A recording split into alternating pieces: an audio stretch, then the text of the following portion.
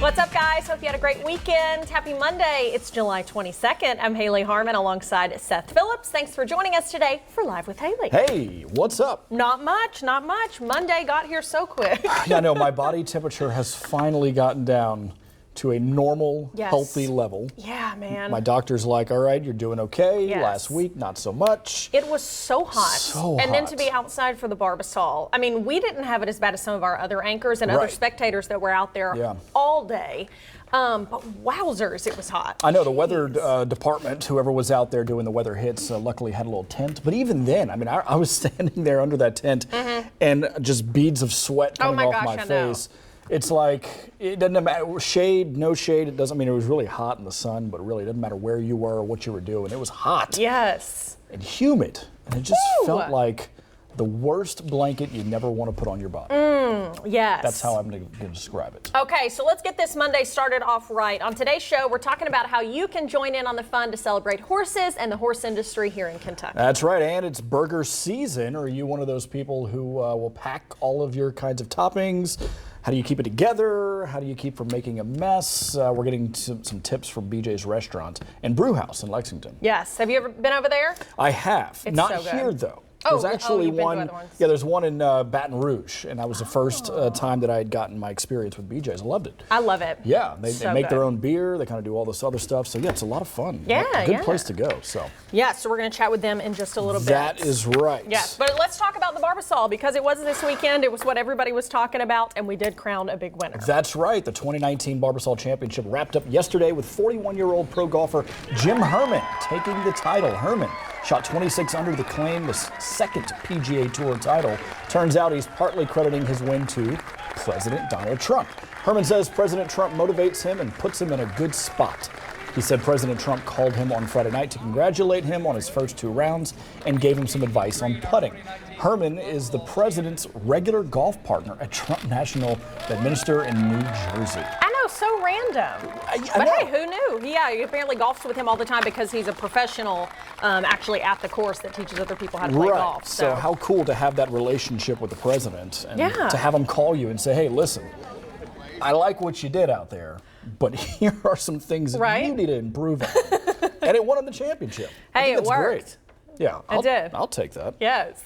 Okay, the sequel to Top Gun is coming out next year entitled Top Gun Maverick. It's already causing some controversy, though, online. A trailer released last week shows Tom Cruise putting on the very same bomber jacket he wore in the original 1986 film, but with 2 key changes. 2 of the patches were originally of the Japanese and Taiwanese flags. Well, it appears they've been swapped out and replaced with 2 ambiguous symbols with the same color schemes. Social media speculation suggests the changes are related to the involvement of the Chinese company Tencent Pictures. A company press release says it's working with Paramount Pictures as an investor and co-marketer of the movie. Chinese-Japanese relations, of course, have long been fraught over competition and territorial disputes in the East China Sea. China has recently had a tense relationship with its island territory of Taiwan. If Hollywood doesn't comply, they don't get to sell their movie to their 1.5 billion people. So that is a big viewership. So I get it. I mean, they own the rights. They're putting their money into this movie. So, I mean, if they want to change it, why not? Well, I'm just amazed people even notice this. Like, it's amazing what people will hone in on. That's my other argument is like, you know, I don't really know a lot about Top Gun. I thought the first movie was great. I saw it like 10 years ago, so I don't really remember much about it. But the trailer looked like absolutely amazing. So I'm really pumped about it. But those little bitty details, I mean, I don't even know. It's a film. It is. It's a movie. Yeah, I mean, no reason to get all upset about it. But I mean, look, listen, if the Taiwan wants to put in some money into this film, they might have their say-so in it. But listen, Chinese did it, so they're the one putting their money in. They have the say-so. That's how it goes. All right, noise complaint turned into a wild ride for police officer in Kilgore, Texas. Officers found out there was a house party going on Saturday night with mechanical bull in the backyard. One officer decided to try the bull out. In the end, the officers told the group to keep it down. Police department also joked on Facebook that the bash wouldn't have been that memorable if the officers hadn't shown off their bull riding skills. Ooh. The party was a birthday celebration for a woman who turned 22. Sorry. Now with phones and social media, I'll never do one of these. I don't even know if in my entire life I've ever actually ridden a mechanical bull. Here's my thing. I think because I hate being embarrassed. I've never been to a restaurant or a bar or any establishment that's ever had one. Oh, really? Yeah, so I've never had the opportunity to get on and make a fool of myself. But I mean, I would. It's a lot harder than you think. Where do we have? Do we even have one in town? Do you know of? I don't know. Probably not. Not that I know Let of. us know. Maybe we'll do a... Seth will do it. I'll film it. I'll post it. There we go. It'll be good. Two German tourists were fined for making coffee at a bridge in Venice. The backpackers were fined $1,046 for brewing their drink on a travel cooker on the steps of the Rialto Bridge, and they were asked to leave the city.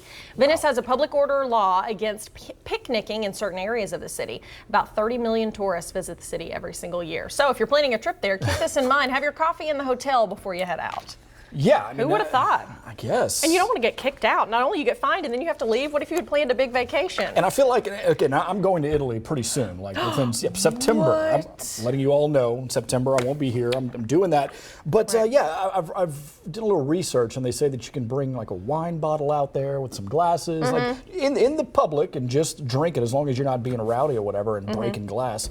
So to not be able to brew your own coffee, that just seems a little bit outlandish. Yeah. But hey, I guess it happens. I guess they're just trying to keep it clean. I don't know. Probably. That's what it is, keeping the hipsters away. All right, one heck of a fish tale out of Massachusetts. We're talking about a very surprising close encounter with a great white shark. Oh, no. Doug Nelson and his son, a group of boys, and their father. Oh, my goodness. I lost my place. All right. Oh, my gosh. Are we good? The boys and their father were on a fishing trip in Cape Cod Bay on Saturday. One of those boys and a woman were reeling in a fish when a great white jumped out from the water. It bit the fish in half and jumped back into the water. Oh my gosh, that thing is so huge and so close to them. This is why I'm afraid of the ocean. Yeah, the ocean. Yeah, it freaks me out. It does. I will not. I'll go to any beach in the country and I'll sit on the sand, but I will never get in the ocean. Really? You never swim? Ever. When I was a kid, you know, yeah. Oh my gosh. Look, call me a coward all you want. You're I not am a coward. never going to get in. Thank you. Yeah, okay. I get in. I just I'm don't okay get with in it. really past like right here because I get scared. Like I'll get into like right here, but I'm like. Even the little fish that just kind of nibble on the, you know, whatever. On the what? Too much for me. I can't do it. I'm like, no, I got to get out. Well, it's scary when it's in water. Like I always grew up going to the beach in South Carolina, and the water's quite gray or brownish, or you know, it's just not like crystal clear water like you see in some parts. Florida, yeah. Right, and so that's when I get freaked out. I don't like not being able to see. Well, I'm the same way. I grew up in Louisiana, where you know the Mississippi, all the mud and all that is kind of sitting out there in southern Louisiana. So yeah, you can't see. You put your hand right under, and you can't see anything. So for like crabs to be biting at you as a little kid, you just kind of like. Well, and it's just open water is scary because A, you can't see, and B, you just don't know what's under there. Like sometimes when I go to the lake, I have to talk myself off the ledge if I'm in the water because I'm just like, I'm fine. It's just when I start thinking about what's under me. Oh no, same thing. When I went to the lake last weekend, I had a panic attack. My first time I hit the water because I'm like, I'm in a life jacket and it's all like, you know, cuddling or whatever, but I didn't know what was under me, and I was like, yeah, it's scary. Freaking out. When I was a kid and I'd fall off the wakeboard or a tube, like I'd be like every time I'd be like, Dad, hurry up, turn around, come back, come get me. Like especially if I fell off by myself. I get it. I don't like being in the water. I'm like, well, so what maybe they'll bite them and not me. Bottom line, Hayley and I are afraid of water. Yeah, we're very awesome. Recently sentenced drug lord Joaquin El Chapo Guzman's daughter has launched her own clothing line using her dad's likeness. Her daughter launched clothing company El Chapo 701. A reference to Forbes naming her father the 701st richest person in the world in 2009. The line is being debuted at a fashion expo in Guadalajara. It appears at least some of the items in the clothing line are actually being made in a Mexican maximum security federal prison where El Chapo, it's the one where he escaped from in 2001. Last weekend, El Chapo was sentenced to life in prison and ordered to pay $12.6 billion in forfeiture. That's how much they estimated he made off the drug industry. Wow. So obviously she is trying to get some of that money back for the family. And yeah, I mean, I can't imagine a jumpsuit. Like a prison suit? You think they're going to sell some of those? Some really fashionable, you know, what do you call that when you put the little bedazzle? Is it bedazzle? Yeah. I know. I'm loving it. That's it. The coffee is working its wonders today. No, the bedazzle. I think a bedazzled prison jumpsuit. Do I'd you? wear that. And here's Seth with your forecast. What are you doing? What are you wearing?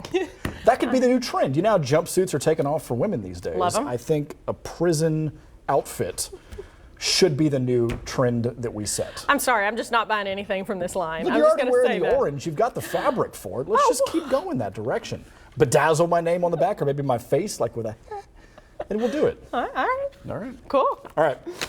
Natalie Portman, who will play Lady Thor, Yes. a superhero character known for swinging an all-powerful hammer. The fourth installment of the franchise, titled Thor: Love and Thunder, was announced at Comic-Con in San Diego on Saturday.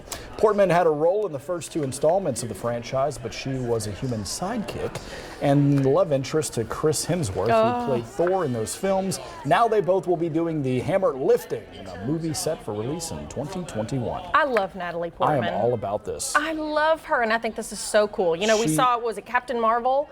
That was Brie Larson Yep. this year, last year. You know, a lot of people loved that. And then we have Wonder Woman, and now we got Natalie Portman. Yes, honey. I'm okay with it. I love her. I love it. You know that she graduated from Harvard, right?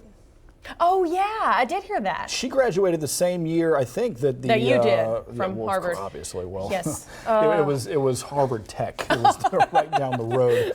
But no, she graduated. I think it was around the time that Mark Zuckerberg and the Winklevoss twins. Oh, yeah. Yeah, I know that because they're all good buddies of mine. But Right, you guys are very close. And we are. Yeah, little. We are. I don't know why I went off on that tangent, but all I know is I love Natalie Portman, and I think I do this too. is a good idea. I do too. I think it's cool. Yeah. All right, stay with us. Coming up, get ready to tip your hat to the equine business and its effects in the bluegrass. That's right. Hats Off Day is coming up. A massive free celebration for the horse industry in Kentucky.